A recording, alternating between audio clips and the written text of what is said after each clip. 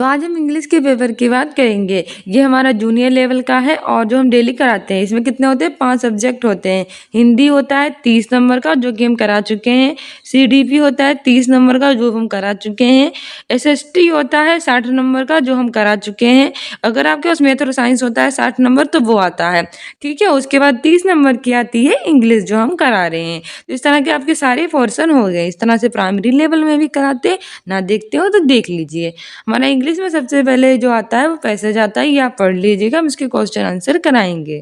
पहला क्वेश्चन कह रहा है कि read the following combinations and choose that one that does not match the woman's character.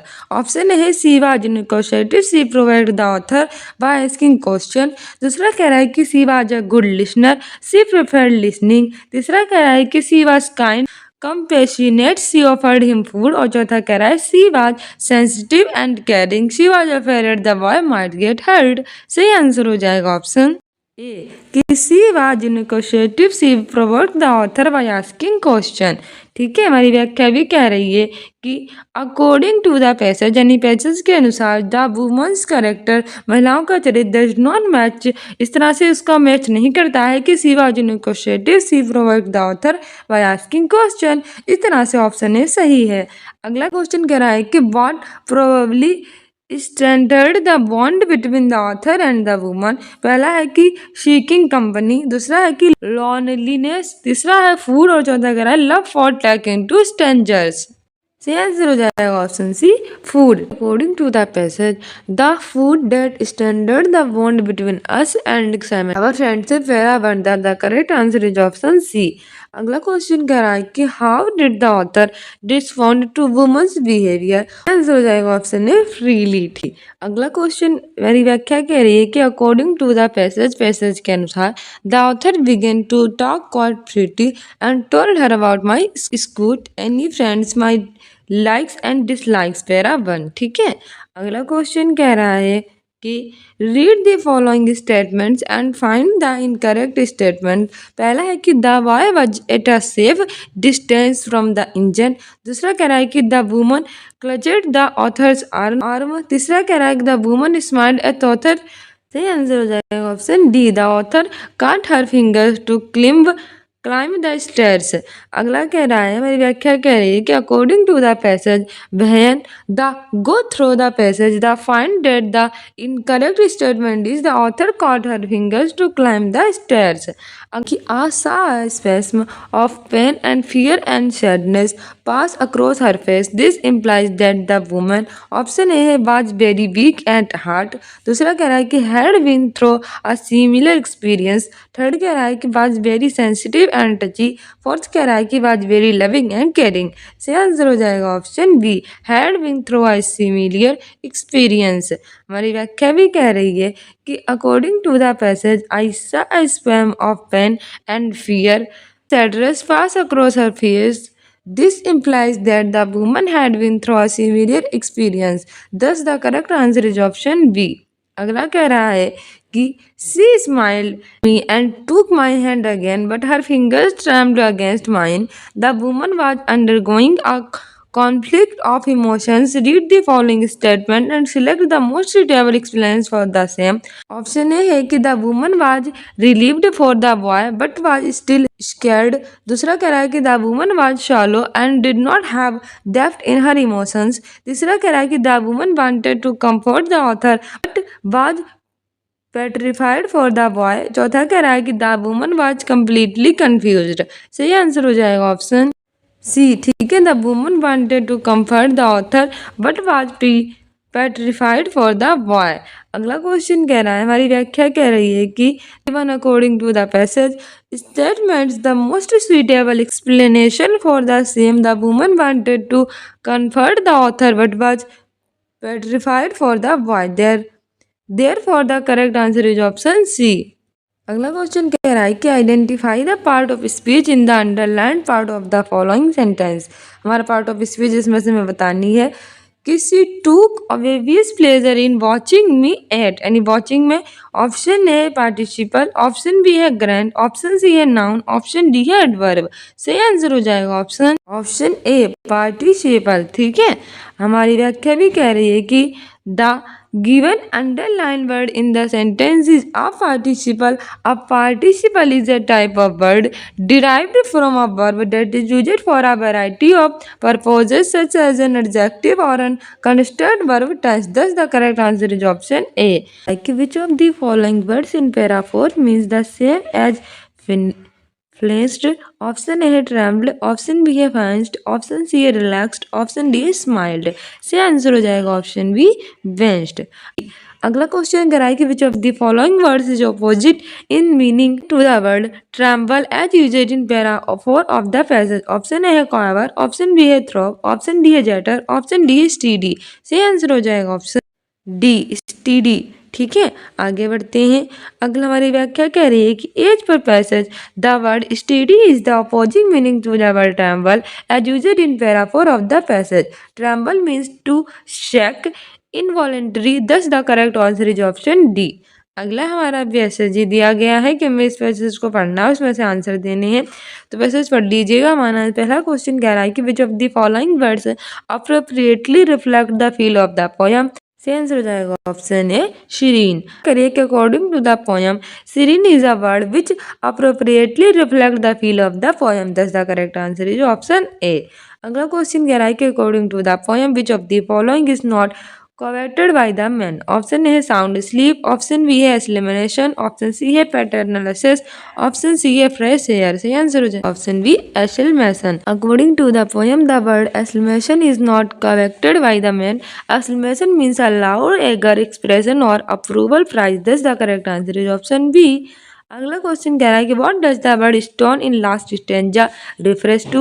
Option A है सैंड स्टोन, ऑप्शन बी है limestone, option C है pumice stone, option D है tomb stone. सही answer हो जाएगा option D tomb stone. ठीक है, हमारी व्याख्या कह रही है कि according to the poem the word stone in the last stanza refers to tombstone. It means a stone that is used to mark a grave. This the correct answer is option D. अगला question कह रहा है कि how can the innocence of a man be given a boost. Option A है contentment, option B है health, option C है meditation, option D है food. सही आंसर हो जाएगा ऑप्शन सी मेडिटेशन।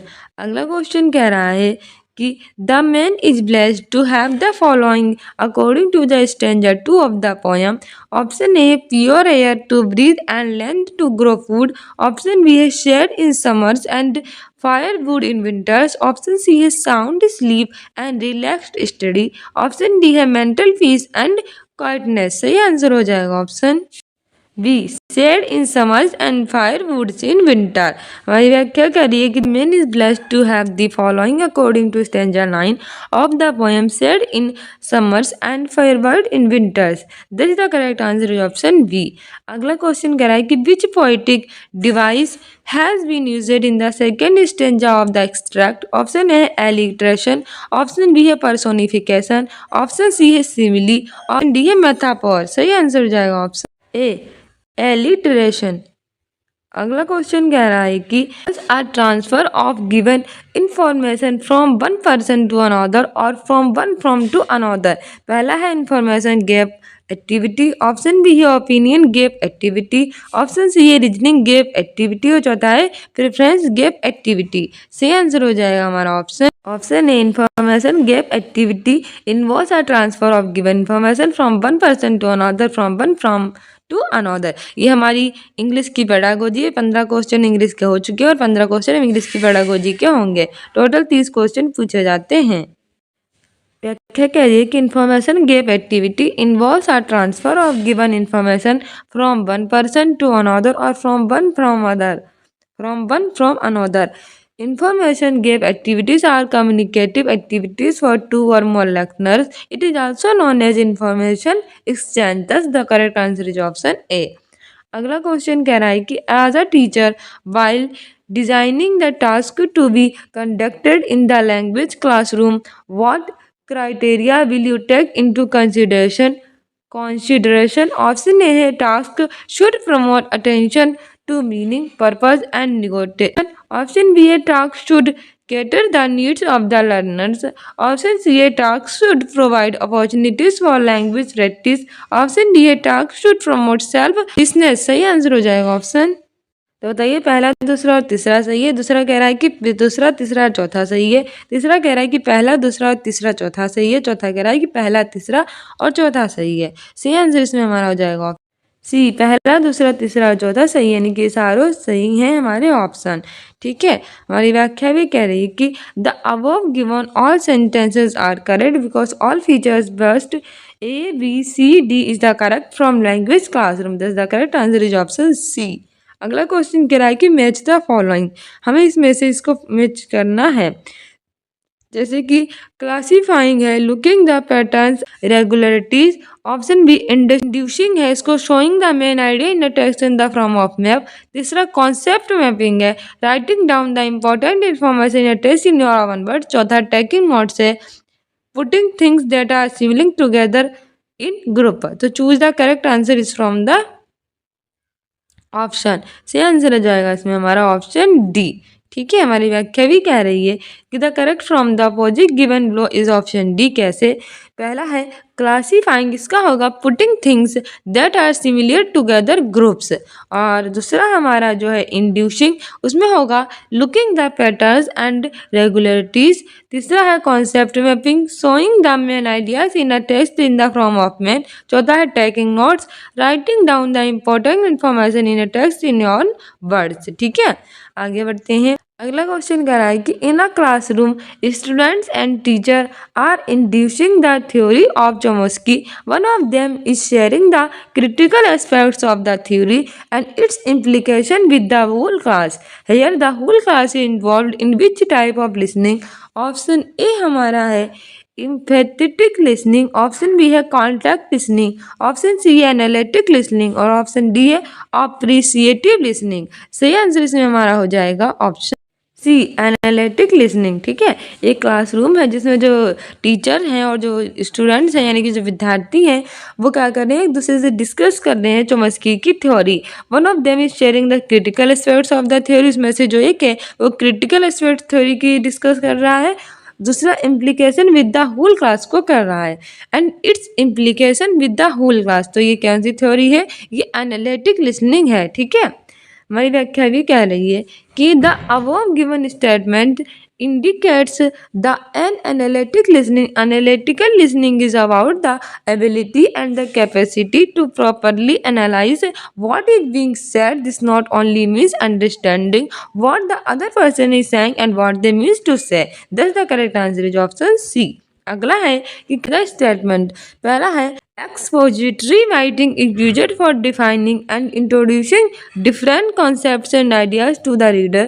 दूसरा है कि descriptive writing is commonly used by professional marketing people to pursue others. पहला है A is right, दूसरा है B is right, तीसरा A and B both are right, चौथा है कि A and B are wrong. सही आंसर इसमें हमारा हो जाएगा option D, A and B both are wrong.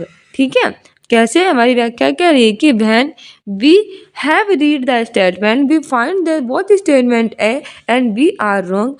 Expository writing is writing that aims to inform its reader, or descriptive writing is written which the author's intent is to create a vivid image of what she is describing into the mind of the reader. Thus the correct answer is option A. अगला question कह रहा है कि in a classroom a teacher by providing a test to the students ask to gather the most important information quickly and share it with others.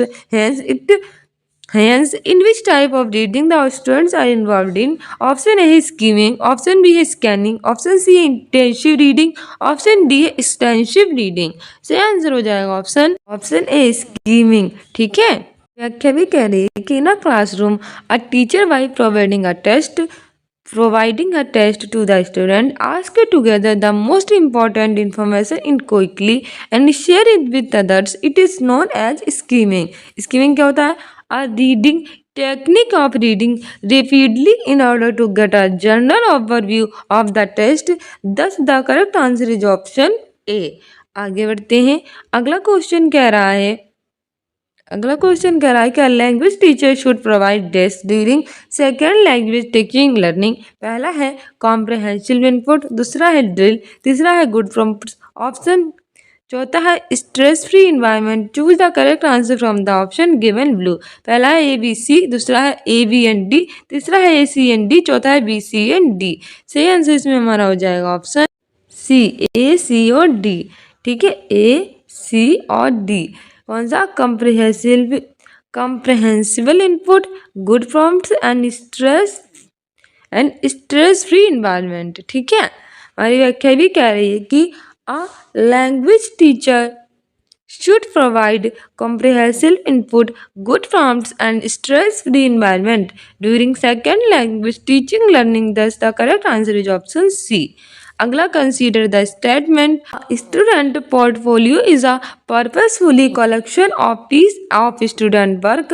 दूसरा है कि portfolio can encourage student to create their own strengths and weakness. पहला है कि is right, दूसरा है कि B is right, तीसरा A and B both are right, चौथा है कि A B both are wrong. सही आंसर हो जाएगा option C, A and B both are right. ठीक है, हमारी व्याख्या कह रही है कि the most appropriate answer is option C because statement A and B both are right. Portfolio is a collection of a wide range of assets that are owned by investor. Portfolio can encourage student is evaluate their own strength and weakness. Thus the C option is sir. अगला है select odd one out. पहला है portfolio can be an effective way of communicating with parents by showing great examples of students work. दूसरा है portfolio can empower learners to assess teachers capabilities. तीसरा है कि portfolio can provide a mechanism for student. होता है कि portfolio can provide teachers and student with opportunity to reflect. सही answer हो जाएगा option B, portfolio can empower learners to capabilities. ठीक है, अगला क्वेश्चन कह रहा है कि if a teacher is planning the learning task for student then the task should be dash. Option A है simple and easy to perform, option B है complex in nature, option C equal to the level of learners, चौथा है slightly higher than the level of learners. सही answer इसमें हमारा हो जाएगा option D. ठीक है, if a teacher is planning the learning task for student then the task should be slightly higher than the level of learners. अगला question व्याख्या भी कह रही है कि if a teacher is planning the learning task for the student then the task should be slightly higher than the level of learner. The correct answer is option D. अगला question कह रहा है कि teacher is asking the student to write essay every month and submit them for assessment. Hence the purpose of the teacher is option A assess the considerable progress of student, option B collect the different writing of students, option C है provide grades to the students और चौथा है कि choose the best writing for award। सही answer हो जाएगा option A assess the considerable progress of students। हमारी व्याख्या कह रही है कि a teacher is asking the students to write essay every month and submit them for assessment. Hence the purpose of the teacher is assess the considerable progress of students. The correct answer is option A. अगला question कह रहा है कि Tamil young boy finds a job in Canada.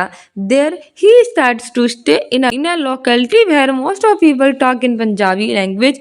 Staying with them, the boy also start to talk in Punjabi within few days, which was a totally new language to him. Hence, the process by which the Tamil boy started to converse in Punjabi language will be called dash. Option A है language learning, option B है language acquisition, option C है language immersion, option D है language training। से answer हो जाएगा option a language acquisition यानी कि भाषा अर्जित। एक जो लड़का है वो तमिल का है और वो कहाँ गया है, कनाडा गया है। वहाँ जहाँ वो रहता है सभी लोग पंजाबी बोलते हैं, तो वो भी बहुत ही कम समय में पंजाबी बोलना स्टार्ट कर देता है और सबके साथ पंजाबी ही बोलता है। तो उसने क्या किया है कि उसने लैंग्वेज एक्विजिशन यानी भाषा को अर्जित किया है।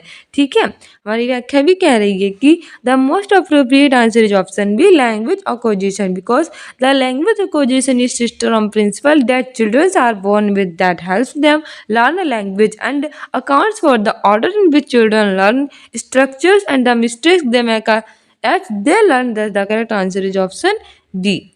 क्वेश्चन कह रहा है कि in a language classroom for improving the performance of learners a teacher should dash option A highlight the mistake of learners, option B provide standard structure to learn, option C create suitable condition to communicate, और चौथा कह रहा है कि present standard examples of communication. सही answer हो जाएगा option C create suitable condition to communicate. हमारी व्याख्या भी कह रही है कि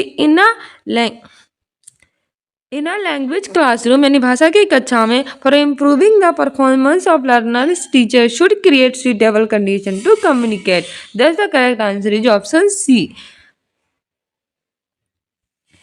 अगला क्वेश्चन कह रहा है कि during the classroom presentation the main focus of learner should be during the classroom presentation the main focus of learner should be on this, option A है मीनिंग मेकिंग, ऑप्शन बी है coverage of facts, option C है slangs and jargons, option D है complication of presentation. सही answer हो जाएगा option.